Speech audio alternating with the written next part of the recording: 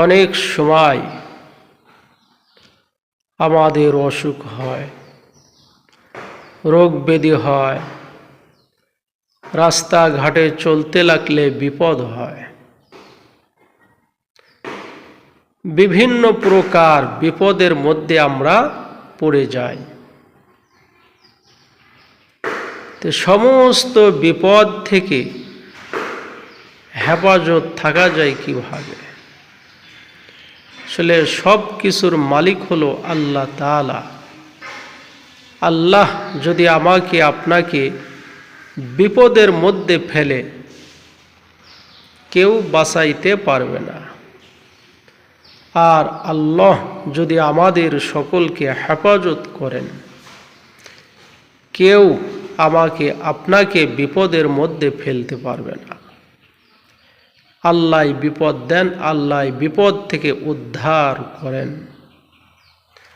আল্লাহ রসুল সাল্লাল্লাহু আলাইহি সাল্লাম কিছু কিছু মাসনুন দোয়া বলে গেছেন, আমল করে গেছেন। তে কিছু কিছু মাসনুন দোয়াগুলো পড়লে এক এক দোয়ায় এক এক প্রকার ফজিলত। আজকের দোয়াটার ফজিলত হলো, যদি কোনো ব্যক্তি ফজরের নামাজ পড়ে, মাগরিবের নামাজ পড়ে 237 বার যদি কোনো ব্যক্তি আমল করে, আল্লাহ তাআলা এই তার পবিত্র নামের উসিলায় সমস্ত বিপদ আপদ থেকে হেফাজত করবেন। সমস্ত বিপদ থেকে হেফাজত থাকা যায় এই আমলটি যদি করা হয়। আসলে আমরা তো যখন বিপদে পড়ি তখন একদিন 2 দিন আমল করি, পরে বিপদ থেকে উদ্ধার হওয়ার পর আল্লাহকে ভুলে যায়, আল্লাহ রসুলকেও ভুলে যায়। আসলে আমল এমন একটা জিনিস, নিয়মিত প্রতিদিন আমল করতে হবে।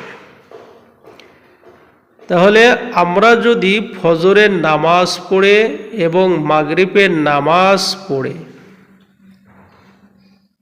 সকাল সন্ধ্যায় 2 বার করে যদি আমল করি, ইয়া জব্বারু ইয়া জব্বারু ইয়া জব্বারু, এই পবিত্র নামটা যদি 237 বার করে পড়ি, আল্লাহ তাআলা এই নামের উসিলায়, নামের বরকতে আল্লাহ তাআলা দয়া করে মেহেরবানি করে আল্লাহ তাআলা সমস্ত বিপদ থেকে মুক্ত রাখবেন।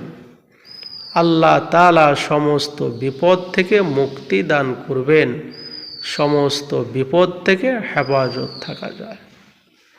আল্লাহ তাআলা আমাদের সকলকেই পবিত্র নামটি বেশি বেশি আমল করা তৌফিক দান করুক। আবার অন্য কোনো ভিডিওতে আপনাদের সাথে সাক্ষাৎ হবে ইনশাআল্লাহ।